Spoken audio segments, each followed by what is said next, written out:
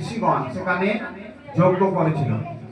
তো সৌনকাদি ঋষিগণ কাদের বলা হয় না, যে ঋষিগণ ঋষির শ্রেষ্ঠ ঋষি। আমাদের যেমন বর্ণ ভাগ আছে, ব্রাহ্মণ, ক্ষত্রিয়, বৈশ্য, শূদ্র। ভিতর থেকে চলে আসুন, ভিতরে অনেক জায়গা আছে, চলে আসুন ভিতর থেকে। ব্রাহ্মণ, ক্ষত্রিয়, বৈশ্য, শূদ্র যেমন আছে, সেই রকম বর্ণ ভেদ আছে, সেই রকম ঋষিদেরও এক একটা বর্ণ আছে। তো সৌনক আদি ঋষিগণ হচ্ছে সব থেকে উচ্চতর ঋষিগণ। তারা নিষ্পাদ যজ্ঞ করেছিল।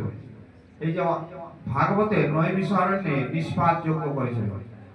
তো তারা নৈমিষারণ্যটাকে কেন কি করলেন, জায়গাটা কেন আমাদের এখানে যজ্ঞ করলেন না, কেন আসানসোলে যজ্ঞ করলেন না, কেন দুর্গাপুরে যজ্ঞ করলেন না, নৈমিষারণ্যটাকে কেন তারা চয়েস করলেন? নৈমিষারণ্যটা হচ্ছে পৃথিবীর গড়। ভগবান ওখানে পৃথিবীর গড় বানিয়েছে। কেন? যেমন আমাদের গরুর গাড়ির চাকার মধ্যে একটা গড় হয়, আর ওই চাকাটাকে ওই গড়টা দিয়ে টান